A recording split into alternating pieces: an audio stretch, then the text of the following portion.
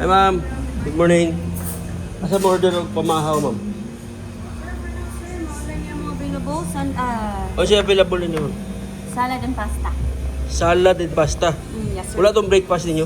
For the breakfast, sir, mga available lang, sir, kay salmon croissant, Asa? and then baguette BLT.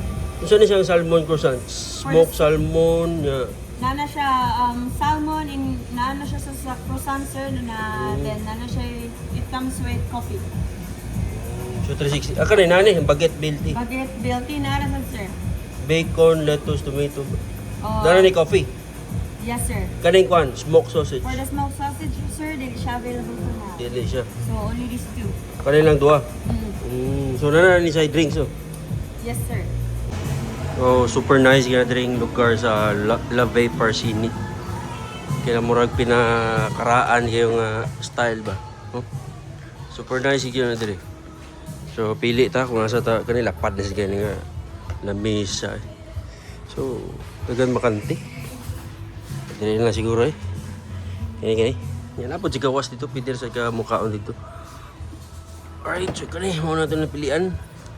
So sa pato napili na to nga breakfast ay salmon croissant and aduna na egg nga apple ug ang drinks. Let's try. Alright, so mo na ni. Ang una nila gi-serve is ang coffee or ang cappuccino nga gi-add na ko. Kaya ang kauban na is cafe americano sa katong price or katong set is 360 pesos. So take a look or closer look. At ipakita sa itong mga viewers ang ilang cappuccino. Oh, foamy kayo ha. Murag sabon. But anyway mga media, supposedly mag-vlog ko ta dito sa Camagong. Kay nag-request nga viewers na ko sa from YouTube nga try daw karinderya sa Camagong while after checking murag unsatisfying, murag wala na ako, dili kayo na ako mapusuan nga kanan kay I feel so uncomfortable siguro sa hygiene din ng baho sa karinderya. Murag wala na lang ko ni dayan, so cancel na lang kay kaning tiyan ako is sensitive ni siya. Sir, Thank you. salmon croissant. Ano ni salmon? Sa oras na magkano? Ay, ang pizza din ninyo unsa oras mag-start? 9? 9 AM. So mag-serve na mo din. Oh, so hapit na no? Kapit na. Hapit na. Anyway, so it's a good timing. Paspas na kayo na serve. Mao na itong gipalit nga breakfast. So dara ang salmon. Oh, so gipalaman din nila ang salmon with tomato cherries and then kani ang egg nila or omelette is giingon ni Ma'am ganina is na ay ham and cheese. Mo ba to? Sakto ba ko? Or and then may oil, di ba? Honey? Honey? Or honey. Sorry. Right, so, but first, inom sa tagkape. Ato siya tilawan ng sabon.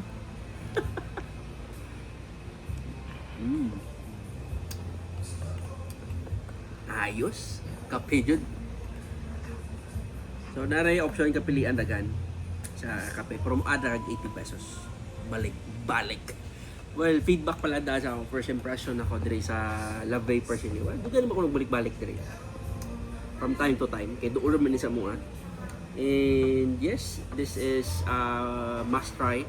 Kung first time nimo nga makaarig sa Cebu, never forget to visit La Vey Parsini dire sa Lahog, Cebu City. Yes, medyo pricey ang pagkaon but not really. Affordable siya sa mga turista or visitors nga ma-experience ninyo ang kaning lugar. Well, sulit naman sa ilang pagkaon, lami sa doon. Quality sa deal wala sad nila nga tungod kay mahal pati na lami gid sa mga kamedya. Yeah, it demands a price na. Pero dili jud ingon nga mahal gid. Makaya ra gid sa bulsa na kay 1,000 or duwa mo. For example, duwa mo si mong uyab nga ni bakasyon ni suroy diri sa Cebu. 1,000 peso budget for here is the best na gid as in. But kung dinner siguro, I think mga 1,500. Pero kung breakfast, dire na make kay breakfast. Light breakfast lang. So kani it's 360, di ba? Pero ni adra ko guys, lang 80 pesos. And then aduna po sila yung mga croissant na croissant. And then katong mga cup ng mga mga kalimutan ko na Basta mo ito something strawberry nga mga cupcake or something pan. Dalian ako makalimutan yung memorize. And then doon na po sila yung mga gelato. Pero mga kamidya, the best it is the place. I really like the place. Kay mga karaan kay ilang mga lingkuranan, lamesa, then it's like nakaka sa history gani. Muna siya kanang French, marag something French nga or Italy, karaan. or something nakaka sa Italy. Kay French man ni ang La Vie. Yes. And then, pwede sa mo makakaon sa gawas. Kay naapod sila ay outdoor. The best day akong gabi. But the very best experience here is gabi, di ba? Kay daghay, kay mga lansyo. Naapod sila ay rooftop. Nya usapod sa ilahang kuan diri bestseller or ilahang kuan diri wine. Mga wine mo na. Ay, oo, ang wine. Yeah, Mo na ko makita sa kuan. Ikuha ito na ako video ng wine. So, kung budget meal ka, pwede na ka mo rin morning for breakfast. 6 a.m. no? 7 a.m. ba? 7 a.m. no? 6. 6 a.m. for breakfast.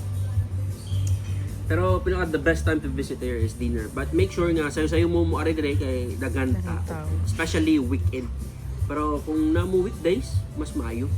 Kay wala kayo tao basta gabi basta weekdays. Pero weekend, Friday, Saturday, Sunday wala na. Inglisod yung pangitag lingkuran dire.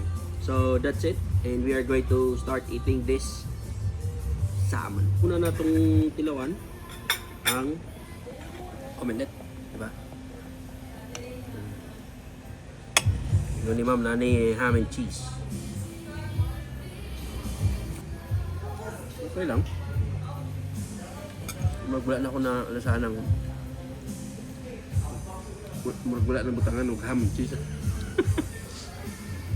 So, mauling amount sa salmon. Yung ibutang nila. Gamay na siya. Kana. Well, kamuton na na to. Mag-inisaya na. So, adunay dahon. Adunay dahon. Or lettuce.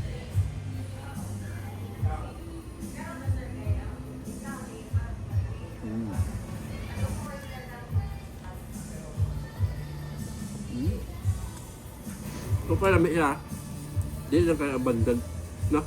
Gamay lang sa amon na butang. May ito kong dagan sa amon, no? Gagmay naman na butang. But anyway, yeah. Para sa kwa is worth it siya. Not just because of the food, because of the place and the service. Dahil si mami service, then limpyo ang lugar. Yan na si Mrs. nga, bisag asa ko nung anggol nga kani nga kalanan is nindot siya. As in, kadalingi ni mo na. Nice lagi.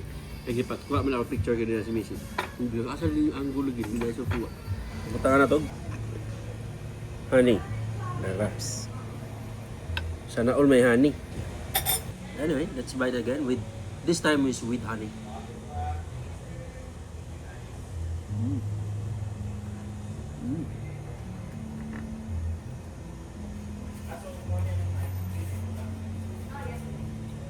Kuna pa doon itong honey.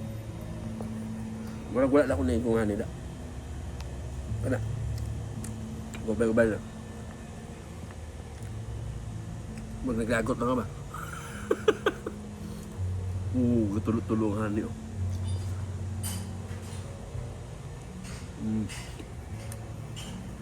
So sa'yo po, kung ginadaga na nga mag-honey na ako nalasaan. But, you know what? Still the best. It's better to try than never. Di ba?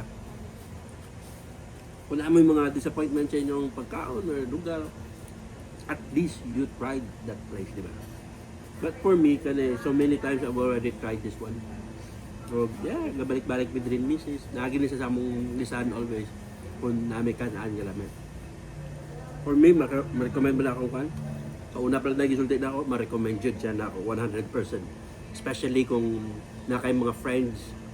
Ikaw, for example, ikaw taga Cebu ka niya, na kay visitors from other nga lugar nga wala pa naka-arig Cebu. Bring them here. Bisag kausa lang, as in. I know this is not a go-to place good, but it's better to try na lang than never. Like sa mga friends nyo. Eh syempre, nakaingon ko nga dili siya go-to good kay para sa kuha nga makita ako pilar ka 100 sa adlaw gamay ra ko sweldo. Kung sakit-sakit kasi sa bulsa. So maybe I will try this maybe after 2 months or 3 months na naman. Okay, mahal gitu. So, Well, anyway, hanggang dito na lang video natin. No? Pero pinatagalang. But diri na tama na itong video. Salamat kayo nga inyo ning gitanaw diri sa Stanley Media Lavay Parsini vlog.